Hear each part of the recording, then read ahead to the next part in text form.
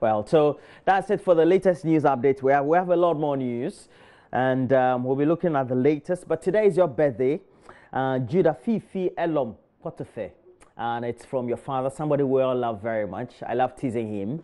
I've met your mom and your other siblings before, but it's been a while. But today's your birthday. We want you to enjoy your day. You're 3 today. And I don't know whether you can hear the English I'm speaking, but don't worry. God bless you, grant you favor, and increase you, give you grace. And this one is coming from your mom, and that's Fred, who's your dad, and your siblings. And so your mom is Sophia. Your siblings are Jonathan and Abeye, or Aseye. Okay, that's a correct one. So Judah, Fifi, have a great one. I have another great friend of mine who is here, Joseph Akable, to help me do the newspapers. Joseph, how are you? Good morning to you. Good morning, Roland. I'm doing very well. How about you? Charlie, I did fine. I love the way you're in black today. Thank you, Roland. You look like a young lawyer. We'll get there with time. Yeah, sure. It's a great ambition. I know you should have. Please, this is the daily graphic. Can you do so we definitely can expect a lot of stories from the Auditor General to make rounds in newspapers. Why is he getting a lot of prominence over the last 12 hours? I think we've not seen this type of Auditor General in the past. I mean, an Auditor General who speaks a lot, and more importantly, he appears to be a bit fearless. He has audited government's liabilities over the past, as at December 2016, and he's saying that about 5.4 billion of that amount should not be paid out of the 11 billion that people demanded as payments from government. So he's more or less like citizen vigilante of a sort, protecting the public purse, and that gains you a lot of attention. Yes, it does in our parts of the country, and he's been captured on the front page. Front page of the Daily Graphic. It says, "Give us power to prosecute." Auditor General asks Attorney General. So beyond uncovering, he wants to begin to take the people to court and prosecute them. But legally, how does it sound, using our layman just to do the analysis? I mean, the Attorney General can hand power to anyone to prosecute. Okay. The Constitution makes the Attorney General the only person who can prosecute, but we know that the Economic and Organized Crime Office do that, the police officers do that. We know it is being done for the Special Prosecutor currently. It's the same powers of the Attorney General has been transferred. But just as you've heard, more chicken doesn't spoil the soup. It certainly doesn't, but it depends on those who will tell you that if you have, a Kobe, money and all that, you want soup, don't want it to spoil it entirely. So it depends on what kind of... Well, if they are chicken, still, then it doesn't spoil. But if they are different fishes, then... It's fine. All right, so then, same on the Attorney General before you move on to the other stories. Do you think that he's become fearsome because of what he went through during the transition? So I recall he was one of the last-minute appointments. Yes, I think that has emboldened him in a way. I think we may have to wait a bit to know that. The reason being that this auditing that he has done actually affects the administration that appointed him. Yeah, sure. It's the item that he has. And I'm saying that he's okay. You are okay. You get it. So you want the verdict to be if he's able to do audit this government. Okay. After a year or two. You don't think he can? You think he should be able to do that? He should be able to do that because if how many more years does he have before? He's there until he retires. It's more or less a secured employment, so he has to occupy for some time. So he has to be auditing it for a long time. Right. And that was why people were unhappy when he had been put there just before that party was leaving office. Can we know some of the ministries, perhaps, which were more loaded with, had a lot of their payments rejected? So the Daily Graphic, they have more of a chart of a sort. So it is put in a bar chart. You see the data. If you look at it, Ministry of Health, it's some 1.1 billion rejected. So the Ministry of Health is the highest amount there. You also have Ministry of Education, 51.5 million cedis. Ministry of Energy, 307.3 million cedis. It goes on and on.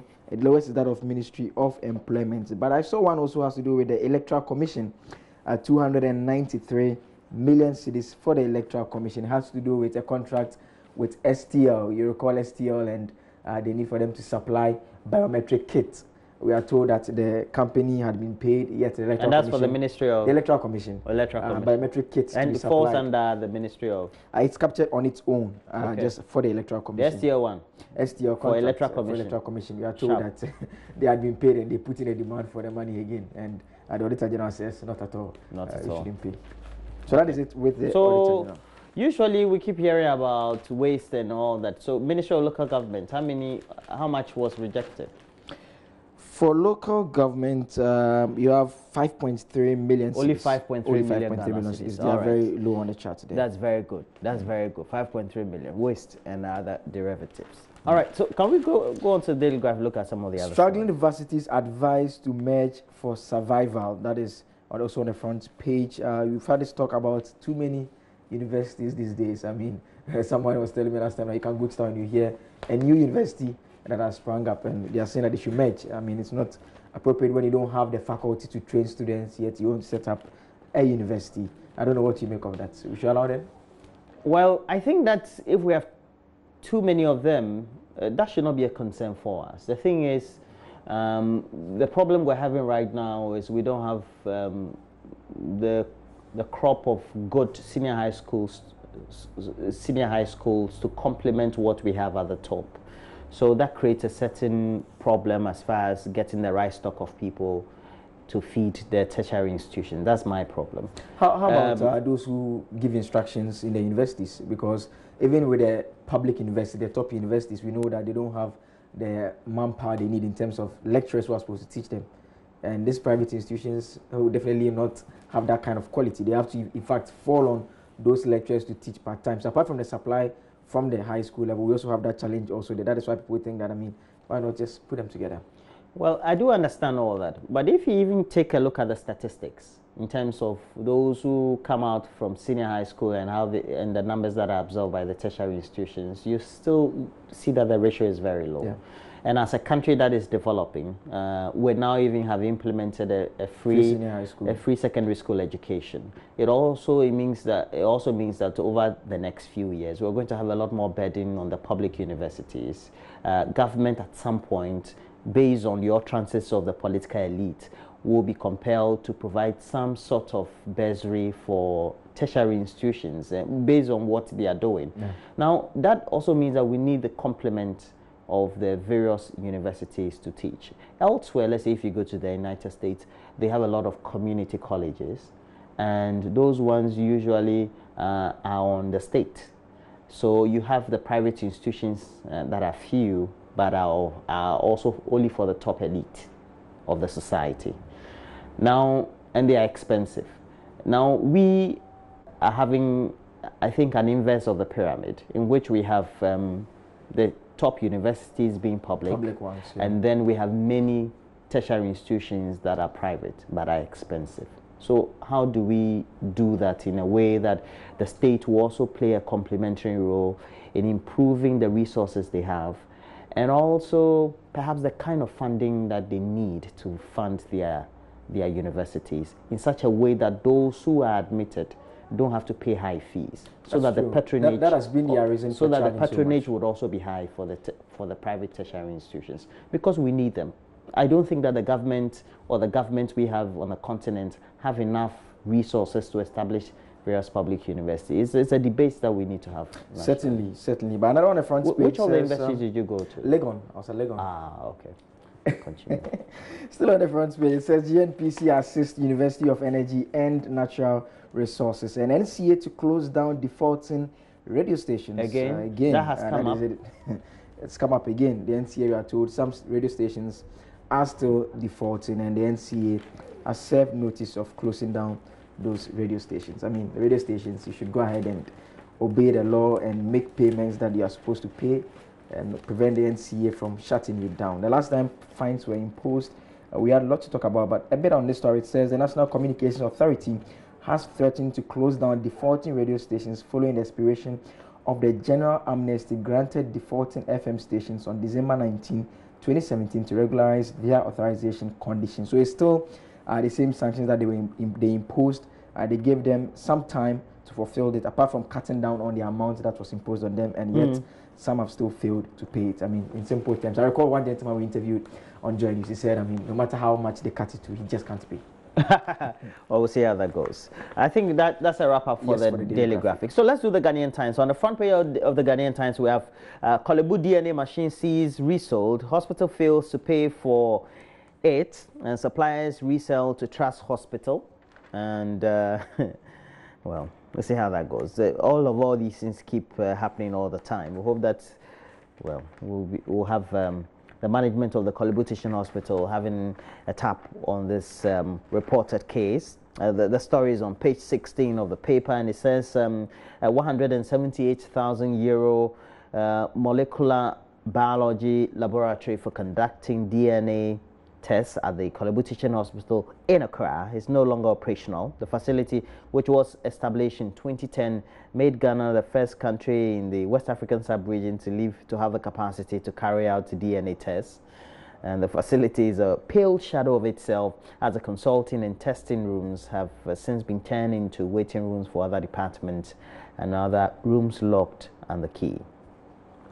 That's a plight of our country. So we'll see how that goes. So we have other stories there. 4 hearing impaired girls rescued from forced marriages. And this one is quite interesting, especially when we know that we still have some of these isolated reports of incidents of forced marriages and underage marriages in our country. It is very rife in the rural areas. I mean, it's a sad truth that we must put across. The fact of the matter is that despite all the training or the education that we try to put across to encourage parents, and more important, I think we should even be targeting the husbands now, those who go in for these children. I mean, it appears they are the people who are least concerned about the kind of situation that it puts them in, apart from truncating the education in many instances. I mean, I don't think many of them will allow someone to pick a young lady and still allow the young lady, apart from being married to the person, to be going to school. So I think the husbands who are watching us, they should be able to, I mean, kind of change their ways. I mean, if you want to get married to someone, I mean, get someone old enough. It's just fine. Roland. Yeah, I think so too. Well, but they also say age is just a number. It is a number, but not someone who is in school such that it has to be forced marriage. Yes. The consent is very important, and that is true. What I think. I agree. I agree with you on that. Policeman remanded in custody for robbery, and then we also have other stories on the back page. Northern Regional Security Council declares war against troublemakers. And then we have the last story. 55 public toilets in Nkranza district, 10 white elephant. Why don't we encourage everybody to have a toilet in the home? Well, so we have the Daily Guide. The Daily Guide reports Ras Mubarak dumps wife for Muntaka's daughter.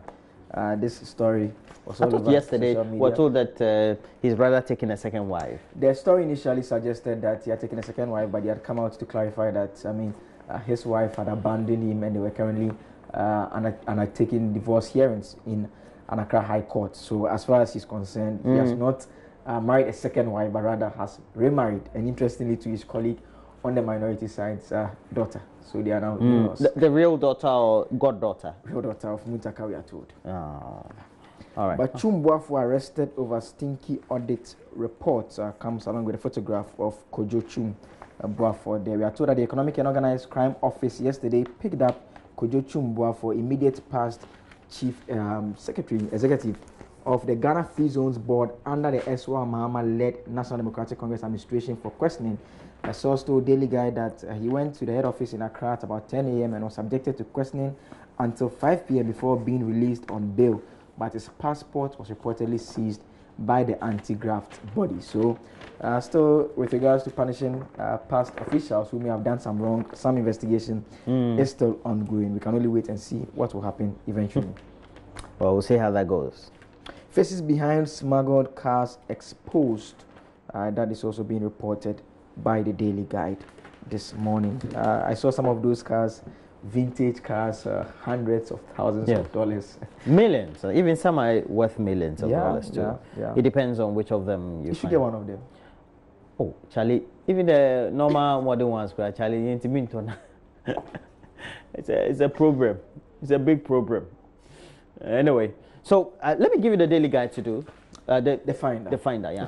The Finder says government saves $3 million from car deal from special vehicles ordered for the presidency by previous governments. Isn't that the same that were in controversy? That is it. I thought the president wouldn't use them then, or we had already made the purchases. The explanation they are giving is that we had already entered into the contract. It's true, but the twist that tries to convince whoever is concerned is that they've saved $3 million. So that's the Finder and the Finder. The way that's how they. That is what that's the slant they put to it. That is what they are communicating. All right. as No to whether problem. $3 million have actually been saved. I want to believe that, but that the story itself was controversial. But the vehicles have come in and they'll be used by the president. Well, I think that if the president is using a bulletproof car, there's nothing wrong with it. If it was John Mahama who was going to use it, there was nothing wrong with it. Yeah. Our president deserves to be in a bulletproof car. I agree. But 53.1 million cedis scandal hits MDAs, that is coming from the Auditor General's report. His photograph is here. Yoko Grail's Chumbuafo seizes his passport, is also captured by the finder. Oh, they've even captured his passport as well to prevent him from moving out of the country if he desires to do so. This one is a full arrest. So. Well, you're home, but you're in arrest. Well, we'll see how that goes. So we have the Business and Financial Times. It has on the front page, multi-billion seed market goes untapped. And it says, I'm sure it's talking about while politicians and civil society actors continue to haggle over the planned breeders bill, the global seed market reached a value of more than $58 billion in 2016, is expected to reach over $86 billion by 2022, and commercial production of seeds is increasingly becoming the norm across the globe. But farmers and civil society groups in Ghana fear the increasing commercialization could mean less space for local breeders and more advantage to multinational breeding concerns. So that has always been a problem. GMOs, in simple terms, that's what they're talking about, and they are trying to then the industrial way of production of seeds, especially transporting them across countries and across continents, is a new way of making sure agriculture gets to the next level.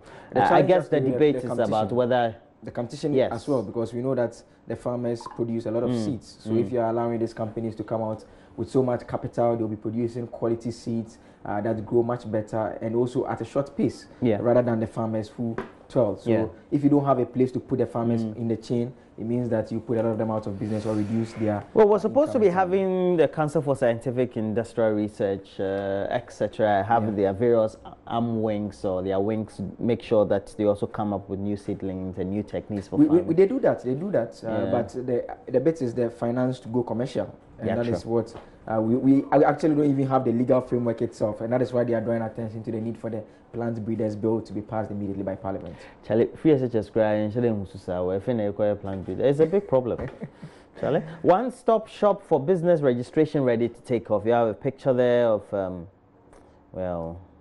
it's in the boards, and that's the Registrar General, Mrs. Jemima Wari. And we also have government secures $20 million AFDB cash for Link Road to facilitate Second Adome Bridge. Where's the Second Adome Bridge? And we're told that it's going to be a link road constructed between Volivo to Dofo Adidome, the site for constructing an alternative bridge across the Volta Lake, according to Kwesi Makwata, the Roads and Highways Minister, telling Parliament that. Okay, so that's the good news we have. But basically, the newspapers almost carry the same thing. Those basically will be the newspapers. Now let's go to the various online portals. Let's try to look at the myjoyonline.com sites, and Joseph will take us through. Joseph. I left BBC for 162,000. I read that story yesterday. It's a former Ghanaian journalist opens up. We are told that he abandoned. It reminds me of the story of Kiki Jan. Yes, he got involved into a lot of drugs. A legendary keyboardist, I'm told. He played the keyboard very well. Oh, you didn't meet him? 8th in the whole world. I read about him. Charlie, you make me feel like I'm getting to my pension. Oh, no. Because you read about him. I saw him.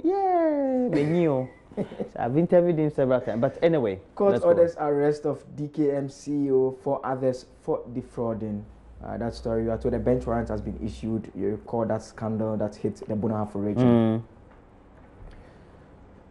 Amansia West health authorities worried about spike in teenage pregnancy, as well as HIV infection. And Shifa is Ashanti region's first national spelling bee champion. A 12-year-old Mankwa Gabi made Ashanti regional proud last Saturday by winning that. So kids are learning to spell, and they are competing with spelling as well. It's good news. By the time they should be older, they can spell all the words. Yeah, true. But essentially, it's not because they can spell words. It also shows that they're smart. Yeah. Yeah. Yeah. And we have to move to the next level in which we have to identify some of the greatest, perhaps IQ leveled kids we have in our environment, like they do in the West, and put them in some serious special institutions for them to nurture their talent and do good things for our society. The competition is global. It has never been a local one. And if you want to look beyond that, and that is what we should be considering doing. So it's a good tournament. True. It's torture. Okay, so Northern Region first. Operation Calm Life. So that one, Calm Life resuscitated as insecurity heightens. So still some security challenges up north.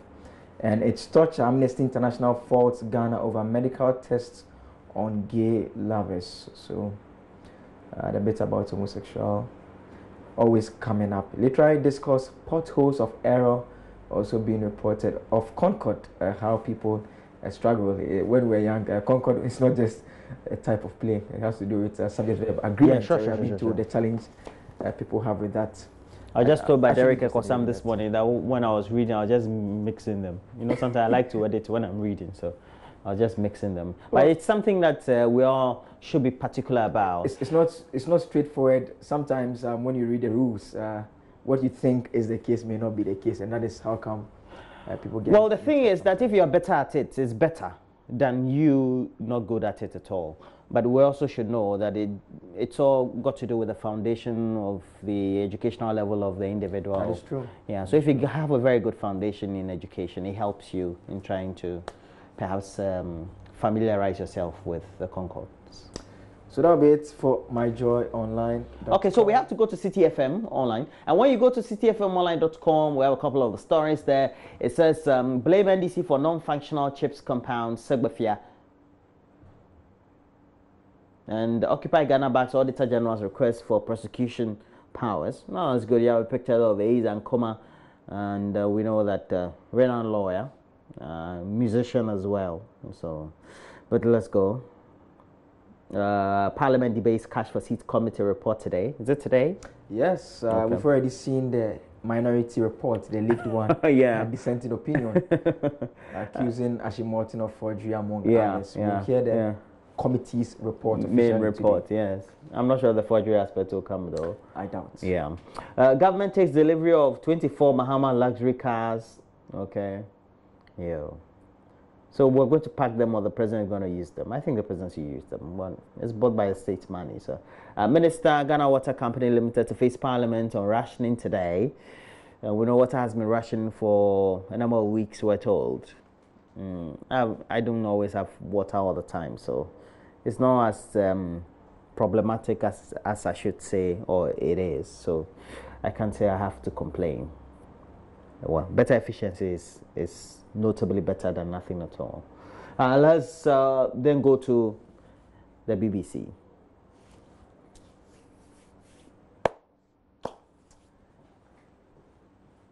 So Africa, ANC steps up pressure on Jacob Zuma. Internally, a lot of pressure have been mounted. They've tried to impeach him. That's all failed. We have been told that at the ANC itself, his own party, they've stepped up the pressure on him to sack him amid corruption allegations. 2 Kenyan TV stations back on air. This was a very worrying story that has to do with coverage of that famous or infamous, sorry, how do you want to describe it? I think it's infamous. Of the people's president. The people's president? Yeah, that's how he described himself. I mean, of the people's president. He's the people's president. He said he was throwing himself in as the people's president. I think that what he did was just pure anarchy. I mean, it's a tipping point for mayhem, knowing that they have a certain precedent in their democratic dispensation just the last decade or and a half. Yeah. So I don't know whether, you know, sometimes you say you care for a country. If you really care for a country, then you have to make sacrifices for the country. I agree. Sometimes it may include giving up and accepting defeat when you have actually not been defeated. Yeah. But what I found interesting was a couple of the guys who attended the ceremony who were interviewed by the BBC, and one of them was saying that I'll get job to do. This is a man who has no control the national affairs. How is he getting you a job? They've been brainwashed. It's marveling how people can just take to some of these things. But it also shows that he has a great following. Yes. But the thing is, if you take Ghana, for example, The NDC had over in excess of 4 million votes. Yeah. So if they want to round up people for an inaugural ceremony, they can't do that. They can't do that. Just like when the MPP in 2013, if they had wanted to, they could have, because they also had over 4 million votes. So at the end of the day, we know that you command the numbers, but you have to know it's a governance structure for a country, and the country needs to move on, and you have to prioritize the country above all parochial interests. So, but that's why Trump described our continent the way he does. Some of these things you just can't understand. Well, I know you don't want to go into the controversy, but I don't like Trump. Yeah. Oh, I love Trump. Top Ivory investigators stabbed to death also on the BBC. And other stories, Ethiopia opposition politicians jailed. It's also being reported. Cape Town water crisis, day 0 moved. Still some water challenge in South Africa. So that will be it for the BBC as well. All right. So now we're told that Zuckerberg, that's the founder of Facebook, backed Uganda schools open. So they are going to have IT facilities there. That's good. Anger after gay sex test in Ghana. Let's read that one. Gay. Do you know any person who is gay in Ghana? Those I know.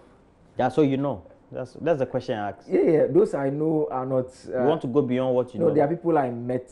Okay, so they were foreigners who came in Ghana. No. I don't say Ghana for. I don't know Ghanaians. You don't know Ghanaians? No, I don't. I don't. How about you? You are the one asking. Yeah, I know a couple who say they are gay. Yeah. Okay, that's a good addition. Yeah, they say they are gay. I haven't seen them in the act before, so. Okay, so it says anger after gay sex medical test in Ghana. And this one, our own favor. No, this one is in Pidgin. Let's go up. It says leading rights group Amnesty International has condemned Ghana's authorities for carrying out medical tests on the private parts of 2 male students accused of having sex with each other. And the tests amounted to torture and degradation of their human dignity in violation of Ghana's constitution. Amnesty's Ghana spokesman, Robert Amwafu, told the BBC Pidgin content provider. It says homosexual acts are illegal in Ghana, with religious groups and politicians such as the Speaker of Parliament opposed to legalizing it. Again, we're all opposed to legalizing it. And the two aged 18 and 23 were allegedly caught having sex when other students barged into their room at a private hostel at a university in Takoradi, the main city of Ghana's western region. All right? I disagree with the story to an extent. It's just a case. The tests were carried out to ascertain whether indeed that interaction took place. Okay. You get it. So it's just like when a man is alleged to have raped a woman, you carry out the test on the woman to check. But these are male. Eh? Yeah, they are male. So they carried out the test on the 2 individuals to check. So how did they do it? They test the male and then look at the anus of the other. I don't know how they did. I'm sure they did it for the two. You're uncomfortable. I see that you're uncomfortable discussing the subject. So Charlie, let's just move on. No, we don't have to move on. Do you have a birthday wish for anybody? No. You're a very quiet guy, right? Not so quiet. Not so quiet. I talk a lot. Okay, today is your birthday. No, do this one for me. Okay, that is Judah Fifi Elom Potofi. You are 3 today. May God bless. 3 years old, like Roland was saying earlier. Whether he understands. So he definitely understands. He says that may God bless you, favor, and greatly increase you from your mom, dad, and siblings. And your dad is the one telling us where to stand and where not to stand. I hope I'm standing well reading this one. Your dad is the lead director for the morning, Fred Potiphar. I always love teasing him. And the mother is Sophia, right? Yes, Sophia. Okay, today also, this one is from Jerry Modi. Jerry Modi is with is a lead content provider for myjournline.com. And good morning to you, Jerry. And it says, happy birthday to you, Miss Frida Entry of CPF Group at Chimota. Have a great happy birthday. God bless you. And thanks a bunch for all the good things that you do for me. Jerry, I hope that this is a safe message. Good morning to you, Jerry Muddy. And we have to take a break. Yeah, we're also doing good things for our viewers, so a break is appropriate. Right. We're taking a break. We'll be right back.